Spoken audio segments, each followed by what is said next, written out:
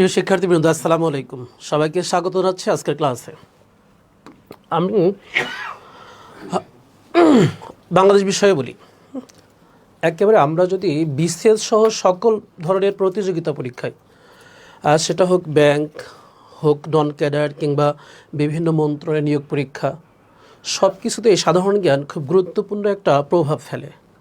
এবং এখানে যদি দেখি আমরা সাধারণ জ্ঞানের সবচেয়ে বেশি নাম্বার থাকে। সাধারণ জ্ঞানের কয়েকটা অংশ আছে, বাংলাদেশ বিষয়ে বলি, আন্তর্জাতিক বিষয়ে বলি, দুইটা পার্ট। বিসিএসের ক্ষেত্রে এটাকে চারটা অংশে ভাগ করেছে। স্যার একটু আগে বলছিলেন ভূগোল, আরেকটা হচ্ছে নৈতিকতা, মূল্যবোধ, সুশাসন, এই চারটা ভাগে ভাগ করেছে। তো আমরা আজকে আলোচনা করব হচ্ছে বাংলাদেশ বিষয়ে বলি নিয়ে, আন্তর্জাতিক বিষয় বলি নিয়ে কিছু আলোচনা করব। তো বাংলাদেশ বিষয় বলি নিয়ে আমরা যে আলোচনা করব, এইখানে একটু দেখি আমরা সব ধরনের পরীক্ষায় আমাদের মুক্তিযুদ্ধ থেকে খুব গুরুত্বপূর্ণ কিছু প্রশ্ন হয়ে থাকে, আমাদের মুক্তিযুদ্ধ রিলেটেড। এছাড়া আরেকটা খুব কমন প্রশ্ন দেখি আমরা সংবিধান। এর বাইরে আমরা আরেকটা প্রশ্ন দেখি সরকার ব্যবস্থা। তা আমি একটু প্রশ্ন করব, আপনারা ঝটপট অ্যান্সারটা একটু দিবেন। আমি হচ্ছে প্রশ্ন করব, দেখি আপনারা কে কত বেশি দ্রুত অ্যান্সার দিতে পারেন।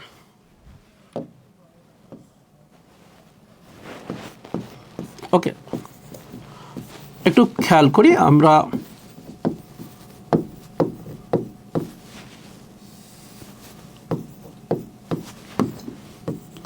সবাই একটু খেয়াল করবো, এবং যদি কাগজ কলম থাকে আমরা একটু অ্যান্সারটা লিখে নেব।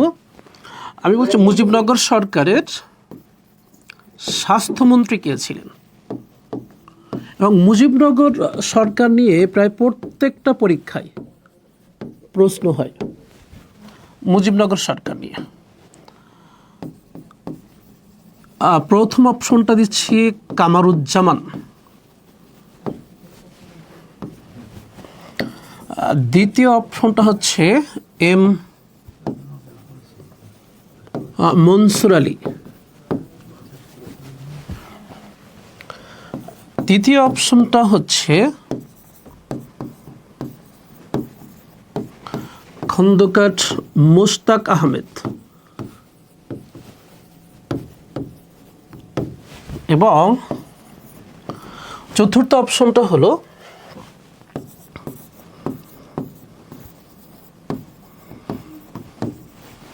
তাজউদ্দিন আহমদ। একটু ঝটপট আমরা অ্যান্সার করব যে মুজিবনগর সরকারের স্বাস্থ্যমন্ত্রী কে ছিলেন। চারটা থেকে আমি 10 সেকেন্ড সবাই দিব আপনাদের। এই 10 সেকেন্ডে দেখে কে দ্রুত অ্যান্সার বলতে পারেন। ফোন একটা দেওয়া যায়, পেজটা দিয়ে ঝটপট একটু আমরা অ্যান্সার করব, এবং দেখব আজকের পর থেকে আমরা এটা জীবনেও কেউ ভুল করব না। সাধারণ জ্ঞান আমি বলি হচ্ছে আপনি ক্লাস করবেন আমার, সেটা বাংলাদেশ হোক আন্তর্জাতিক হোক, যদি একবার ক্লাস করেন এটা আজীবন আপনার মনে থাকবে। আমরা একটা জিনিস বলি, স্যার সাধারণ জ্ঞান যতই পড়ি ততই ভুলি, মনে রাখতে পারি না। কারণটা কি ভাই? আমিও বলি আপনি যতই পড়িবেন ততই ভুলিবেন। ওকে, গুড। নাসরিন আক্তার, রাজেশ দাস, আবরার শাফিন, সৈয়দ মোহাম্মদ সালমান, জান্নাতুল জরিন, আপনারা অ্যান্সার করলেন। সাদিক ইসলাম। ওকে, আমি এইখানটাতে ফিরে আসব, একটু খেয়াল করি, এখানটাতে ফিরে আসব একটু পরে। আমরা মুজিবনগর সরকার নিয়ে আলোচনা করছিলাম। একেবারে মুজিবনগর সরকারের কিছু বেসিক তথ্য একটু আমরা জেনে আসি, তাহলে আমরা দেখব যেটা কতটা চমৎকার। আমি কয়েকটা তারিখ লিখব। 10 এপ্রিল 1971। এই তারিখটার বিশেষত্ব হচ্ছে এই 10 এপ্রিল 1971 মুজিবনগর সরকার গঠিত হয় বা গঠন করা হয়। মুজিবনগর সরকার, তো মুজিবনগর সরকার কোথায় গঠিত হয়েছিল? মেহেরপুর জেলার বৈদ্যনাথ তলার ভবেরপাড়া গ্রামের আম্রকাননে, আমবাগানে। তো এই যে মুজিবনগর যে আমরা বলি, মুজিবনগর কোথাকার নাম? এই যে ভবেরপাড়া গ্রামকে মুজিবনগর নামকরণ করা হয়। তো ভবেরপাড়া গ্রামকে মুজিবনগর নামকরণ করেন কে? এই যে আমরা মুজিবনগর সরকার বলি, এই মুজিবনগর নামকরণ করেন কে? তো ভবেরপাড়া গ্রামকে মুজিবনগর নামকরণ করেন তাজউদ্দিন আহমদ। মুজিবনগর নামকরণ করেন। এই যে আমরা যে সরকারের কথা বলছি, মুজিবনগর সরকার, এই সরকারের আরও দুইটা নাম ছিল। একটা ছিল হচ্ছে, এটাকে বলা হতো অস্থায়ী সরকার, আরেকটা ছিল, এটাকে বলা হতো প্রবাসী সরকার। অস্থায়ী সরকার কেন বলা হতো? কারণটা ছিল এই যে মুজিবনগর সরকার, এটা গঠিত হয়েছিল মুক্তিযুদ্ধ চলাকালীন সময়ের জন্য। আমাদের মুক্তিযুদ্ধর সুনির্দিষ্ট কোনো সময়সীমা ছিল না। আমরা কেউ কি জানতাম যে মুক্তিযুদ্ধ অমুক দিনে শেষ হবে, অমুক দিনে আমরা স্বাধীনতা অর্জন করব? তো না, এটা ছিল একটা অস্থায়ী যাত্রা, অনির্দিষ্ট কালের পথে যাত্রা ছিল। এই কারণে সরকারকে বলা হতো অস্থায়ী সরকার। এখন প্রশ্ন হতে পারে, তাহলে প্রবাসী সরকার কেন বলা হতো?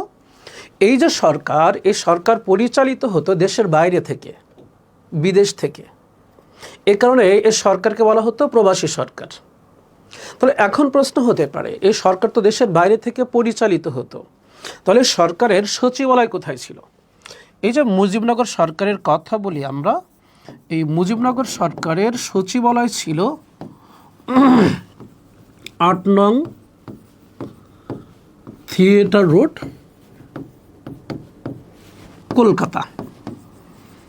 তাহলে মুজিবনগর সরকার পরিচালিত হতো কলকাতা থেকে, এ কারণে এটাকে বলা হতো প্রবাসী সরকার।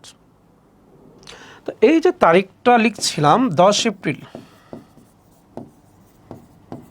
এই 10 এপ্রিল 1971 আরও দুইটা ঘটনা ঘটে।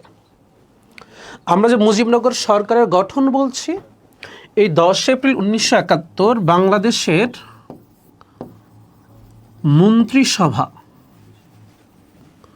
প্রথম গঠিত হয়। বাংলাদেশের মন্ত্রিসভা প্রথম গঠিত হয়। আর এই 10 এপ্রিল 1971 মুজিবনগর সরকার আমাদের স্বাধীনতার ঘোষণাপত্র জারি করে। এই যে আমাদের স্বাধীনতার ঘোষণাপত্র, এটা জারি করে। কবে জারি করলো? 10 এপ্রিল 1971।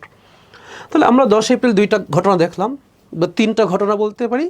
মুজিবনগর সরকার গঠিত হয়, ঠিক একই সাথে যেহেতু মুজিবনগর সরকার গঠিত হলো, তাহলে বাংলাদেশের প্রথম মন্ত্রিসভা গঠিত হয়। ওই একই দিনে মুজিবনগর সরকার আমাদের স্বাধীনতার ঘোষণাপত্র, যেটা আমরা বলি হচ্ছে ডিক্লারেশন অফ ইন্ডিপেন্ডেন্স, স্বাধীনতার ঘোষণাপত্র জারি করে। এরপর দেখি একটা তারিখ খুব গুরুত্বপূর্ণ, 17 এপ্রিল 1971। এই দিন তিনটা ঘটনা ঘটে। তিনটা ঘটনা। প্রথম ঘটনাটা কি ছিল? প্রথম ঘটনাটা ছিল, আমরা লিখি, এই যে স্বাধীনতার ঘোষণাপত্র, মুজিবনগর সরকারের যে স্বাধীনতার ঘোষণাপত্র, এই স্বাধীনতার ঘোষণাপত্র পাঠ করা হয়। তো এই স্বাধীনতার ঘোষণাপত্র পাঠ করেন কে? এই স্বাধীনতার ঘোষণাপত্র পাঠ করলেন অধ্যাপক এম ইউসুফ আলী। তাহলে এখানে একটু খেয়াল করি, অধ্যাপক এম ইউসুফ আলী আমাদের স্বাধীনতার ঘোষণাপত্র পাঠ করেন। এখান থেকে প্রশ্নটা তিন ধরনের হয় এবং আমরা অনেকেই কনফিউজড হয়ে যাই। তিন ধরনের কীভাবে? প্রথমত, মুজিবনগর সরকারের স্বাধীনতার ঘোষণাপত্র কে পাঠ করেন? আরেকটা আসে, বাংলাদেশের অস্থায়ী সরকারের স্বাধীনতার ঘোষণাপত্র কে পাঠ করেন? আরেকটা হলো বাংলাদেশের বা প্রবাসী সরকারের স্বাধীনতার ঘোষণাপত্র কে পাঠ করেন। তো আমরা প্রবাসী সরকার বলতে কোনটাকে বোঝাচ্ছি, অস্থায়ী সরকার বলতে কোনটাকে বোঝাচ্ছি, আমরা কনফিউজড হয়ে যাই। একই নাম, যাহাই মুজিবনগর সরকার, তাহাই অস্থায়ী সরকার, তাহাই প্রবাসী সরকার। তো একটা কাজ দেখলাম। আরেকটা কাজ হলো, এই দিন, এই যে 17 এপ্রিল, এই দিন করা হলো কি, বাংলাদেশকে প্রজাতন্ত্র হিসেবে ঘোষণা করা হলো? বাংলাদেশকে প্রজাতন্ত্র ঘোষণা করা হলো 17 এপ্রিল। এই 17 এপ্রিল আরেকটা কাজ হয়, খেয়াল করি। 17 এপ্রিল আরেকটা কাজ হলো কি, মুজিবনগর সরকার শপথ গ্রহণ করেন। মুজিবনগর সরকার শপথ গ্রহণ করে 17 এপ্রিল 1971। এই শপথ গ্রহণের দুইটা প্রশ্ন হয়। একটা হচ্ছে এই শপথ গ্রহণ অনুষ্ঠান পরিচালনা করেন এম এ মান্নান, শপথ গ্রহণ অনুষ্ঠান পরিচালনা করেন। আর মুজিবনগর সরকার শপথ গ্রহণ করে অধ্যাপক এম ইউসুফ আলীর নিকট। শপথ গ্রহণ করে অধ্যাপক এম ইউসুফ আলীর নিকট, বলছি আমরা শপথ গ্রহণ করে। একটু খেয়াল করি তাহলে, শপথ গ্রহণ করলো 17 এপ্রিল, শপথ গ্রহণ অনুষ্ঠান পরিচালনা করলেন এম এ মান্নান, শপথ গ্রহণ করেছিল কার নিকট? ইউসুফ আলীর নিকট। শপথ গ্রহণ হয়ে গেল, সরকার গঠিত হলো।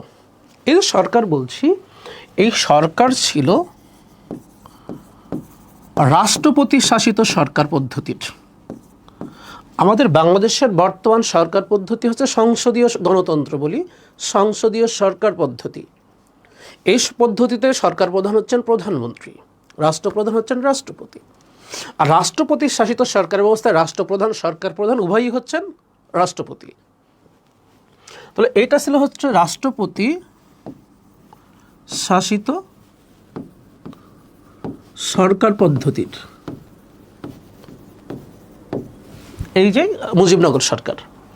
তো মুজিবনগর সরকারের সদস্যদের গার্ড অব অনার প্রদানের নেতৃত্ব দেন চুয়াডাঙ্গার মেহেরপুরের পুলিশ সুপার। আমরা জাস্ট নামটা দুই রকম দেখি, কেউ মঈনুদ্দিন আহমেদ বলে, কেউ মঈনুদ্দিন হোসেন বলে, খেয়াল রাখবো আমরা। তো এই যে সরকার বলছি আমরা, এই সরকারের সদস্য সংখ্যাটা খুব গুরুত্বপূর্ণ। এই সরকারের সদস্য সংখ্যা ছিল হচ্ছে 6 জন। মুজিবনগর সরকারের সদস্য ছিল 6 জন। খেয়াল করি তাহলে 6 জন বলছে আমরা সদস্য। আমি 6 জনটা একটু ভিন্নভাবে লিখবো, এই কারণে আসতেছি স্পেসিফিক আমরা একটু দেখব। 1 নাম্বার বঙ্গবন্ধু ছিলেন আমাদের 1 নম্বর, বঙ্গবন্ধু শেখ মুজিবুর রহমান, বঙ্গবন্ধু ছিলেন মুজিবনগর সরকারের রাষ্ট্রপতি। 2 নম্বর ছিলেন সৈয়দ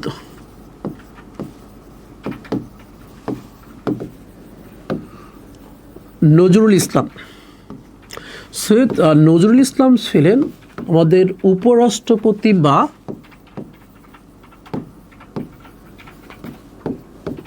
অস্থায়ী রাষ্ট্রপতি। এরপর খেয়াল করি 3 নম্বর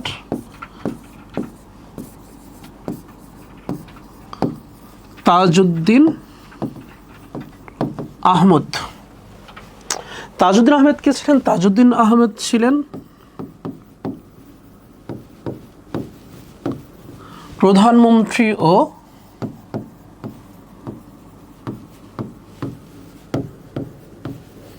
প্রতিরক্ষা মন্ত্রী। এটা ছিলেন তাজউদ্দিন আহমেদ।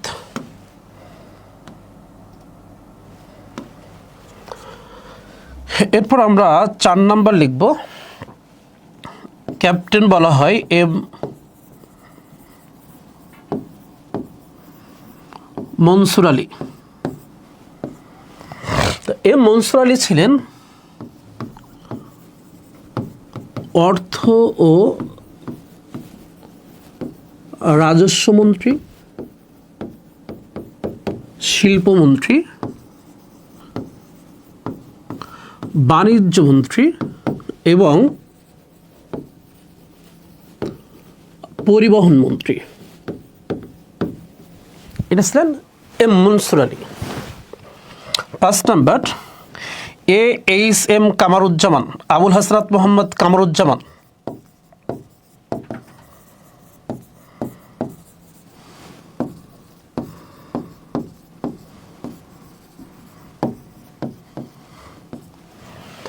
এইচ.এম. কামরুজ্জামান ছিলেন স্বরাষ্ট্রমন্ত্রী,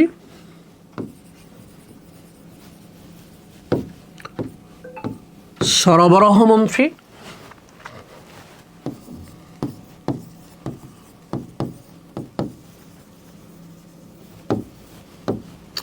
ত্রাণ ও পুনর্বাসন মন্ত্রী,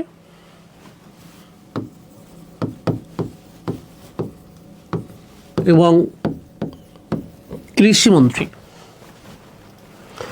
এরপর দেখি 6 নম্বর ছিলেন খন্দকার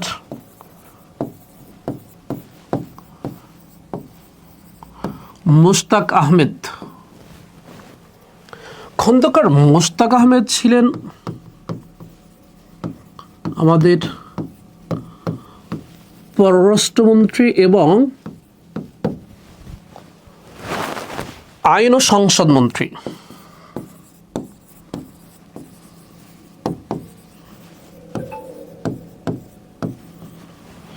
এই 6 জন ছিলেন মুজিবনগর সরকারের সদস্য। এখন প্রশ্ন হতে পারে, এটা কিন্তু আমরা দেখি সকল বইতে, বাট আমরা এইভাবে পড়ে আমি স্পেসিফিকভাবে যদি বলি এটা আমরা দেখে থাকি। এখন প্রশ্ন হচ্ছে যে আমার প্রশ্নটা যেটা ছিল, আমি একটু যদি ফিরে যাই, এটা আই থিঙ্কস আমাদের লেখা আছে। তাহলে এইখানে আমরা প্রধানমন্ত্রী দেখলাম, প্রতিরক্ষা মন্ত্রী দেখলাম, অর্থ রাজস্ব এটা ছিল একটা মন্ত্রণালয়, শিল্প ছিল একটা মন্ত্রণালয়, বাণিজ্য ছিল একটা, পরিবহন ছিল একটা। তাহলে ক্যাপ্টেন এম মনসুর আলী ছিলেন 4টা মন্ত্রণালয়ের মন্ত্রী। অর্থ রাজস্ব একটা মন্ত্রণালয় ছিল, অর্থাৎ উনি ছিলেন অর্থমন্ত্রী, একই সাথে রাজস্ব মন্ত্রী, শিল্পমন্ত্রী, বাণিজ্য মন্ত্রী এবং পরিবহন মন্ত্রী। অন্যদিকে এইচ.এম. কামরুজ্জামান ছিলেন 4টা মন্ত্রণালয়ের মন্ত্রী, স্বরাষ্ট্রমন্ত্রী, সরবরাহ মন্ত্রী, ত্রাণ ও পুনর্বাসন মন্ত্রী এবং কৃষিমন্ত্রী। এই 4টা মন্ত্রণালয়ের মন্ত্রী ছিলেন কামরুজ্জামান। খন্দকার মুশতাক ছিলেন 2টা মন্ত্রণালয়ের মন্ত্রী, পররাষ্ট্রমন্ত্রী, খুব মোস্ট ইম্পর্টেন্ট ছিল এটা, এবং আইন ও সংসদ মন্ত্রী। তাহলে এইখানে আমরা যদি তাজউদ্দিন আহমেদকে বাদ রাখি তাহলে 3 জনের দেখি 10টা মন্ত্রণালয়ের মন্ত্রী ছিলেন। এখন যদি আমি প্রশ্নটা ফিরে যাই, জাস্ট আমি যদি আমার প্রশ্নে ফিরে যাই, এটা ছিল প্রশ্ন যে মুজিবনগর সরকারের স্বাস্থ্যমন্ত্রী কে ছিলেন। একটু খেয়াল করি, তাহলে স্বাস্থ্যমন্ত্রী, আমার এখানে প্রশ্ন ছিল স্বাস্থ্যমন্ত্রী কে ছিলেন। তাহলে স্বাস্থ্যমন্ত্রী কে ছিলেন? আচ্ছা, এইখানে আমরা কি স্বাস্থ্যমন্ত্রী পড়েছি? না, স্বাস্থ্যমন্ত্রী তো পড়িনি। তাহলে স্বাস্থ্যমন্ত্রীটা কে ছিলেন একটু খেয়াল করব। আমি এখানে আসবো আবার। ওকে, প্রথমত আমরা লিখছি পরিকল্পনা মন্ত্রী, খাদ্যমন্ত্রী, স্বাস্থ্যমন্ত্রী, শিক্ষামন্ত্রী, স্থানীয় সরকার মন্ত্রী,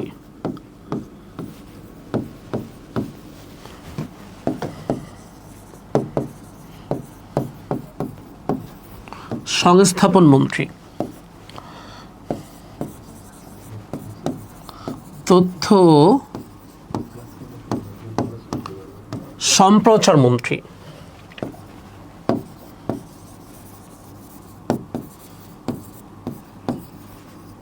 কর্মসংস্থান মন্ত্রী,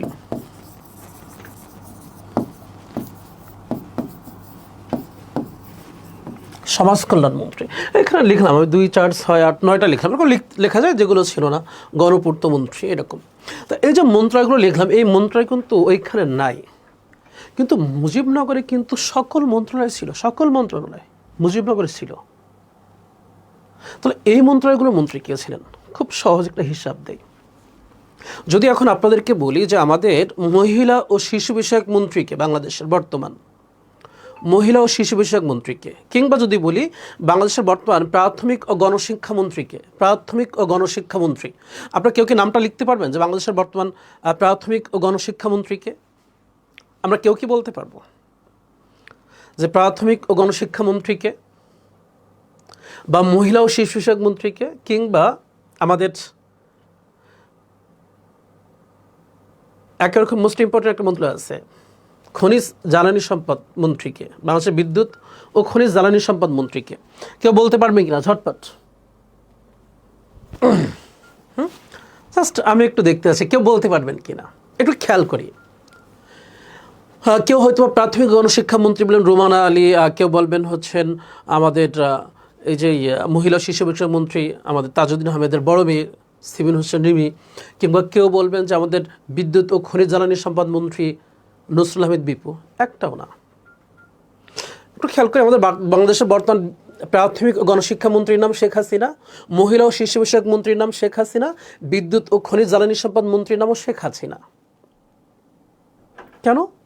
যে সমস্ত মন্ত্রণালয়ের পূর্ণ মন্ত্রী নাই, বা যে সমস্ত মন্ত্রণালয়ে কোনো মন্ত্রী নাই, প্রধানমন্ত্রী ক্ষমতা বলে ওই সকল মন্ত্রণালয়ের স্বয়ং পূর্ণ মন্ত্রী। এখন আমরা একটু খেয়াল করি, আমি যদি আগের স্লাইডটাতে যাই, তাহলে এইখানে আমরা একটু দেখব তাজউদ্দিন আহমেদ আছে। এই তাজউদ্দিন আহমেদের নিচে তিনজন ব্যক্তি আছে। তাজউদ্দিন আহমেদের নিচে তিনজন ব্যক্তি আছে। এই তিনজন ব্যক্তি হচ্ছেন 10টা মন্ত্রণালয়ের মন্ত্রী: অর্থ রাজস্ব মন্ত্রী, শিল্পমন্ত্রী, বাণিজ্য মন্ত্রী, পরিবহন, এটা গেল মনসুর আলী। কামরুজ্জামান স্বরাষ্ট্রমন্ত্রী, সরবরাহ মন্ত্রী, তেনার পুনর্বাসন মন্ত্রী, কৃষিমন্ত্রী, চলে গেল। খন্দকার মোশতাক পররাষ্ট্রমন্ত্রী, আইন ও সংসদ বিষয়ক মন্ত্রী। তাহলে স্বাস্থ্যমন্ত্রী তো নাই। এই তিনজনের বাইরে যত মন্ত্রণালয় ছিল, এই তিনজনের বাইরে মুজিবনগর সরকারের যত মন্ত্রণালয় ছিল, সকল মন্ত্রণালয়ের মন্ত্রী ছিলেন স্বয়ং প্রধানমন্ত্রী নিজেই। অর্থাৎ এখানে অ্যান্সার হবে তাজউদ্দিন আহমদ। তাহলে এইখানে এর বাইরে যত মন্ত্রণালয় ছিল, সকল মন্ত্রণালয়ের মন্ত্রী ছিলেন তাজউদ্দিন আহমেদ। তাহলে আমরা একটা জিনিস খেয়াল রাখবো, সহজ। যখন মুজিবনগর সরকারের মন্ত্রী নিয়ে পরীক্ষায় প্রশ্ন আসবে, আমরা প্রথমত অ্যান্সারটা খুঁজবো তিনজনের মধ্যে, যে তিনজনের মধ্যে আছে কিনা। যদি তিনজনের মধ্যে থাকে দ্যাটস গুড, অ্যান্সার পেয়ে গেলাম। যদি তিনজনের মধ্যে না থাকে, চোখ বন্ধ করে অ্যান্সার করে আসবো তাজউদ্দিন আহমেদ। মনের ভুলেও বঙ্গবন্ধু কিংবা নজরুল ইসলাম অ্যান্সার করবো না, এনারা কিন্তু রাষ্ট্রপতি ছিলেন, মন্ত্রী ছিলেন না। তাহলে মন্ত্রী নিয়ে প্রশ্ন হলে আমি তিনজনের মধ্যে খুঁজবো, যদি এই তিনজনের মধ্যে পাই দ্যাটস গুড, খুব ভালো। না পেলে অ্যান্সার হবে কি তাজউদ্দিন আহমেদ। এখন যদি দেখি এইখানটাতে আমরা যে এই যে মন্ত্রীগুলো, এই মন্ত্রীগুলো কিন্তু ওখানে ছিল না। তাহলে মুজিবনগর সরকারের এই সকল মন্ত্রণালয়ের মন্ত্রী কে ছিলেন? এই সকল মন্ত্রণালয়ের মন্ত্রী ছিলেন তাজউদ্দিন আহমদ। সকল মন্ত্রণালয়ের মন্ত্রী ছিলেন তাজউদ্দিন আহমদ, এই সকল মন্ত্রণালয়ের। তাহলে মুজিবনগর সরকার পরিকল্পনা মন্ত্রী বলি, খাদ্যমন্ত্রী বলি, স্বাস্থ্যমন্ত্রী বলি, শিক্ষামন্ত্রী বলি, স্থানীয় সরকার মন্ত্রী বলি, সংস্থাপন, সব মন্ত্রী কে ছিলেন? তাজউদ্দিন আহমেদ। এবং পরীক্ষায় দেখবেন এইগুলো থেকে পরীক্ষায় প্রশ্ন আসে। আই থিঙ্ক সো আমরা খুব সহজে বুঝে ফেললাম, এটা আর ভুল করবো না কেউ। এই যে বুঝে বুঝে পড়লে যেটা হয় সাধারণ জ্ঞান, ভুল করি না। আমরা যারা ফেসবুকে দেখতেছি একটু বেশি বেশি শেয়ার করে দেই। আর আমাদের এই যে লাইভ ক্লাস চলতেছে, ক্লাস উপলক্ষে বিশেষ উদ্যমে আমাদের শ্রদ্ধেয় আনিসুজ্জামান স্যার 75% ডিসকাউন্ট দিয়েছে।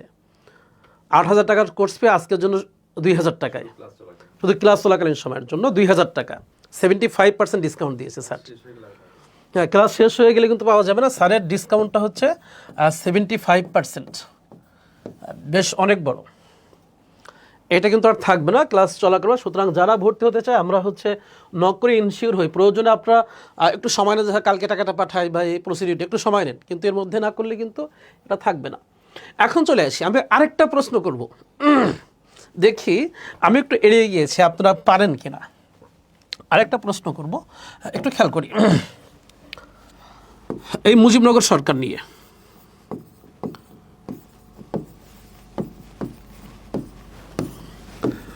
যাদের কাছে খাতা কলম আছে, আমরা প্রয়োজনে প্রশ্নগুলো একটু লিখে ফেলব। মুজিবনগর সরকারের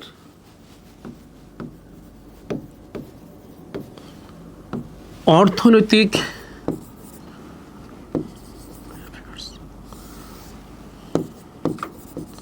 বিভাগের বা বিষয়ের, যেটাই দেয় না কেন, অর্থনৈতিক বিষয়ের বা অর্থনৈতিক বিভাগের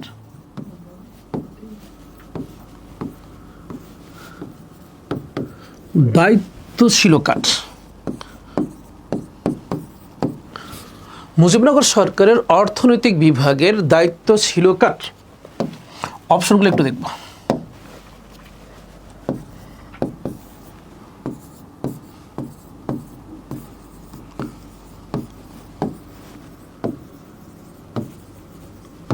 তাজউদ্দিন আহমদ,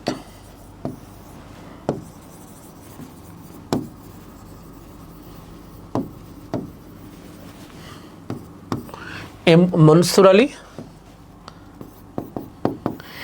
AHM, আমি সংক্ষেপে লিখতেছি, হ্যাঁ, সময় স্বল্পতার কারণে। ওনার পুরো নাম হচ্ছে AHM কামরুজ্জামান, আবুল হাসরাত মোহাম্মদ কামরুজ্জামান। আর এই ভদ্রলোকের নাম হচ্ছে খন্দকার মুশতাক আহমেদ, আমি সংক্ষেপে জাস্ট লিখছি মুশতাক আহমেদ। এখন আমরা একটু এই প্রশ্নটার উত্তর দিতে পারবো কিনা। আমরা কিন্তু এতক্ষণ মুজিবনগর সরকার নিয়ে একবার বেসিকটা আলোচনা করলাম, আমরা বেসিকটা দেখলাম। এখন কি কেউ অ্যান্সার করতে পারবো? ঝটপট দেখি কে সঠিক উত্তরটা দিতে পারেন। আমি একটু দেখবো, একটু চালু করে দিই আমার কাছে, একটু ঝটপট। ওকে, দ্যাটস গুড। স্বপ্নের রানী বলছে প্রিয় মাহাতো বলছে ক, জ্যোতি ইসলাম বি, আবরার শাফিন হচ্ছে বি, আর সঞ্জিদা মিশু হচ্ছে বি, খ।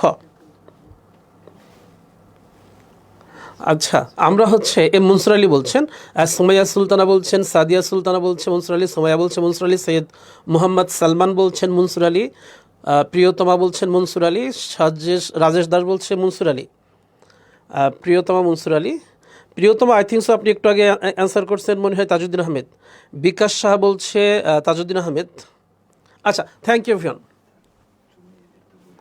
আচ্ছা, জুমে যারা আছেন, হ্যাঁ, তাজউদ্দিন আহমেদ বলছে, উর্মি বলছে তাজউদ্দিন, কৌশিক বলছে মনসুর আলী, সিম্ফনি ইনোভাকে বলছেন তাজউদ্দিন, দীপারানী বলছেন মনসুর আলী। আচ্ছা, থ্যাংক ইউ ভিয়ন। একটু খেয়াল করি আমরা এখানে, আমরা যদি একটু ফিরে যাই, এইখানটাতে ফিরে আসি। এইখানে আমরা অর্থ রাজস্ব মন্ত্রী বলছিলাম ক্যাপ্টেন এম মনসুর আলীকে। অর্থ ও রাজস্ব এইটাকে বলা হয়, ইংলিশে এটাকে বলা হয়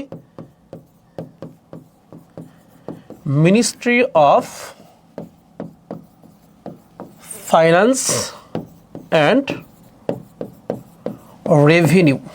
একটু খেয়াল করি, এটাকে বলা হচ্ছে ministry of finance and revenue, এই যে অর্থ ও রাজস্ব মন্ত্রণালয়কে। এখন এইখানে আমাদের ছিল হচ্ছে অর্থনৈতিক বিভাগ। এই অর্থনৈতিক বিভাগের ইংলিশটা করা হয় ইকোনমিক অ্যাফেয়ার্স। যে ইকোনমিক অ্যাফেয়ার্সের দায়িত্ব কার ছিল? Economic affairs. হ্যাঁ, তো একটা হচ্ছে কি, একটা হচ্ছে ইকোনমিক অ্যাফেয়ার্স, আরেকটা হচ্ছে কি, আরেকটা হচ্ছে ministry of finance and revenue. একটু খেয়াল করি, বিসিএ সহ অন্যান্য জায়গায় সবচেয়ে বেশি প্রশ্ন হয় এই যে এটা নিয়ে, সবচেয়ে বেশি প্রশ্ন হয় অর্থনৈতিক বিভাগ বা অর্থনৈতিক বিষয়ের দায়িত্ব কার ছিল, এইটা নিয়ে সবচেয়ে বেশি প্রশ্ন হয়, এই প্রশ্নটা নিয়ে সবচেয়ে বেশি। এবং আমাদের অধিকাংশ স্টুডেন্ট আপনাদের মতো অ্যান্সার করে, অধিকাংশ স্টুডেন্ট অ্যান্সার করে কি, এখানে অ্যান্সার করে হচ্ছে মনসুর আলী। খেয়াল করি, মনসুর আলীর দায়িত্ব ছিল হচ্ছে ministry of finance and revenue. But স্পেসিফিকভাবে মুজিবনগর সরকারের ইকোনমিক অ্যাফেয়ার্স বা অর্থনৈতিক বিষয়ের দায়িত্ব ছিল তাজউদ্দিন আহমেদের, প্রধানমন্ত্রী নিজের। সুতরাং এখানে সঠিক অ্যান্সার হবে তাজউদ্দিন আহমেদ, সঠিক অ্যান্সার হবে তাজউদ্দিন আহমেদ। এই প্রশ্নটা সবচেয়ে বেশি এবার হয়, কারণ লিখলাম। তাহলে আমরা এরপর ভুল করব না, আমরা একটু লিখে ফেলি যে মুজিবনগর সরকারের অর্থনৈতিক বিভাগের দায়িত্ব ছিল তাজউদ্দিন আহমেদের, অর্থনৈতিক বিভাগ। আর অর্থ মন্ত্রণালয় বলিনি বা রাজস্ব মন্ত্রণালয় বলিনি, অর্থনৈতিক বিভাগ।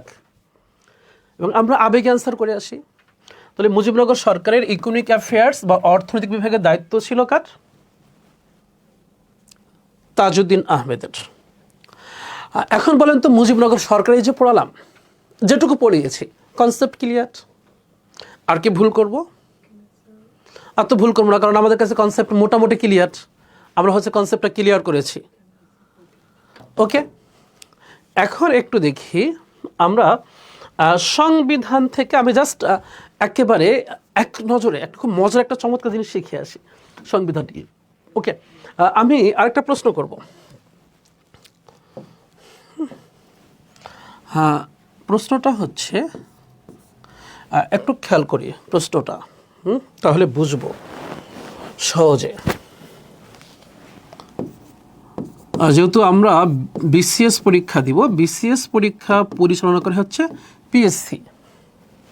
পিএসসির চেয়ারম্যান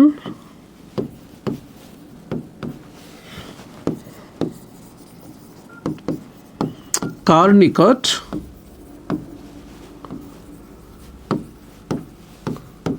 পদত্যাগ করেন? খেয়াল করি, পিএসসির চেয়ারম্যান কার নিকট পদত্যাগ করেন? আমরা দিব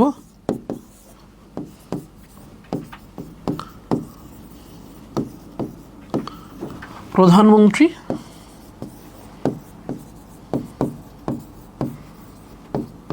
লিখছি স্পিকার,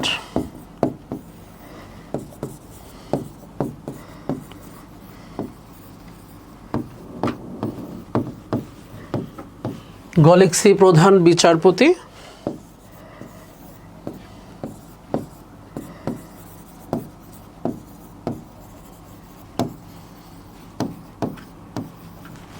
লিখছি জনপ্রশাসন মন্ত্রী।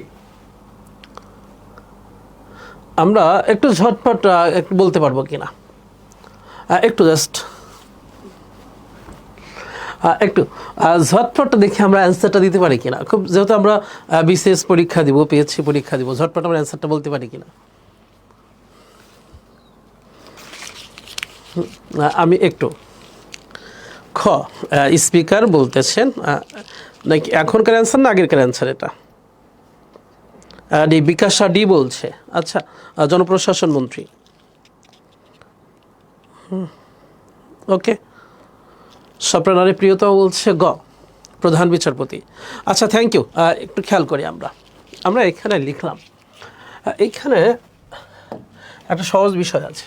আমরা দুইটা প্রশ্ন হয় সংবিধান থেকে, প্রায় প্রত্যেকটা পরীক্ষা এটা হয়। একটা হয় সাংবিধানিক সংস্থা বা সাংবিধানিক প্রতিষ্ঠান, আরেকটা প্রশ্ন হয় এই যে সাংবিধানিক পদ বা কে কার নিকট পদত্যাগ করবেন, কে কাকে নিয়োগ দেন। আমি জাস্ট একটু লিখে শেষ করি।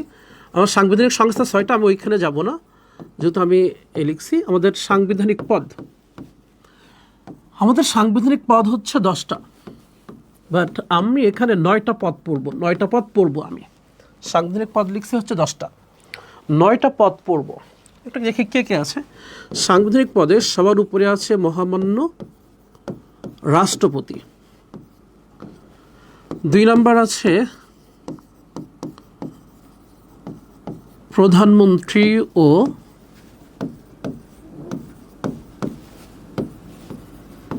মন্ত্রী পরিষদ। মন্ত্রী পরিষদ বলতে মন্ত্রী, প্রতিমন্ত্রী, উপমন্ত্রী এদেরকে বোঝানো হয়। মন্ত্রী পরিষদ বলতে মন্ত্রী, প্রতিমন্ত্রী, উপমন্ত্রী এদেরকে বোঝানো হয়, খেয়াল রাখবো। 3 নম্বর হচ্ছে স্পিকার ও ডেপুটি স্পিকার। 4 নম্বর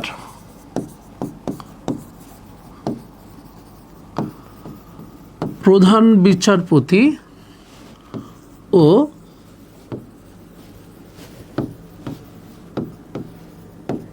সুপ্রিম কোর্টের অন্যান্য বিচারকগণ। সুপ্রিম কোর্টের অন্যান্য বিচারক বলতে আপিল বিভাগ, হাইকোর্ট বিভাগ, দুইটা এখানে কিন্তু আসবে। 5 নম্বর প্রধান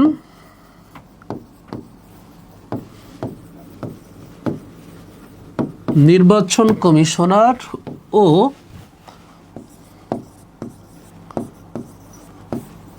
অন্যান্য নির্বাচন কমিশনারগণ, এখানে আরও 4 জন থাকে। 6 নম্বর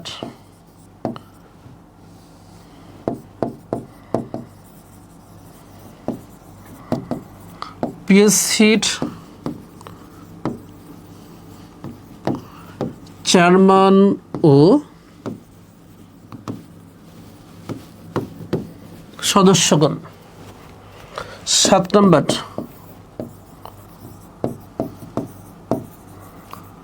মহাহিসাব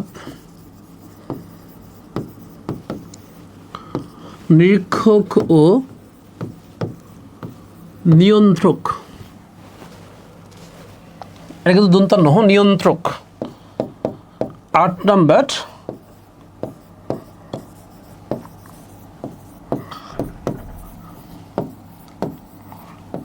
অ্যাটর্নি জেনারেল।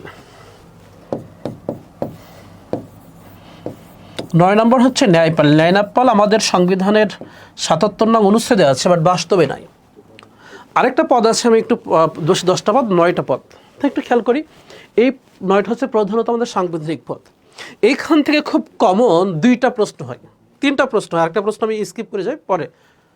খুব কমন 2টা প্রশ্ন হয়, কে কাকে নিয়োগ দেন, কে কার নিকট পদত্যাগ করেন। এই যে এখানে রাষ্ট্রপতিকে কে নিয়োগ দেন অথবা রাষ্ট্রপতি কার নিকট পদত্যাগ করে, এইগুলা কে কাকে নিয়োগ দেন এবং কে কার নিকট পদত্যাগ করেন, এই প্রশ্ন 2টা হয়। তো দেখা যায় হবে প্রধানমন্ত্রী দিয়ে আসি রাষ্ট্রপতি, কিংবা হবে রাষ্ট্রপতি আনসার করে সে প্রধানমন্ত্রী। যেমন একটা প্রশ্ন করেছিলাম যে পিএসসির চেয়ারম্যান ও সদস্য বা পিএসসি চেয়ারম্যান কার নিকট পদত্যাগ করেন। ওকে, খেয়াল করি। তাহলে এখানে খুব কমন 2টা প্রশ্ন, এই 2টা প্রশ্ন জীবনে ভুলবো না। প্রথমত, রাষ্ট্রপতির নিচে কয়জন আছে একটু দেখবো আমরা, কয়টা পদ আছে রাষ্ট্রপতির নিচে। রাষ্ট্রপতির নিচে 8টা পদ পড়েছে আমরা। প্রধানমন্ত্রী, মন্ত্রিপরিষদ বলতে মন্ত্রী, প্রতিমন্ত্রী, উপমন্ত্রী, স্পিকার, ডেপুটি স্পিকার, প্রধান বিচারপতি, সুপ্রিম কোর্টের, সেটা সুপ্রিম কোর্ট হবে, সুপ্রিম কোর্টের অন্যান্য বিচারকগণ, প্রধান নির্বাচন কমিশনার, অন্যান্য নির্বাচন কমিশনার, পিএসসির চেয়ারম্যান, সদস্য, এই 8টা পদ আছে। এই 8টা পদের সবাইকে নিয়োগ দেন মহামান্য রাষ্ট্রপতি। এই 8টা পদের সবাইকে নিয়োগ দেন রাষ্ট্রপতি। এই 8টা পদের সবাইকে নিয়োগ দেন রাষ্ট্রপতি। একটু লিখে নিই আমরা, নাহলে মনে হবে যে রাষ্ট্রপতি 8টা পদের সবাইকে নিয়োগ দেয় নাকি 8টা পদের সবাই মিলে রাষ্ট্রপতি নিয়োগ দেয়, পরে কনফিউজড হয়ে যাব। তাহলে রাষ্ট্রপতি নিচে যে 8টা পদ আছে, 8টা পদের সবাইকে নিয়োগ দেবেন রাষ্ট্রপতি। খুব যৌক্তিক কথা হচ্ছে, যেই আপনাকে নিয়োগ দিবে তার কাছে আপনাকে পদত্যাগ করতে হবে, অন্য কারোর কাছে করলে সেটা অ্যাকসেপ্টেবল না। যেহেতু 8টা পদের সবাইকে নিয়োগ দিচ্ছেন রাষ্ট্রপতি, সেহেতু 8টা পদের সবাই পদত্যাগ করবেন কার কাছে? রাষ্ট্রপতির কাছে, রাষ্ট্রপতির নিকট। তাহলে সবাই পদত্যাগ করবেন রাষ্ট্রপতির নিকট। Concept clear? আশা করি আর ভুল করব না।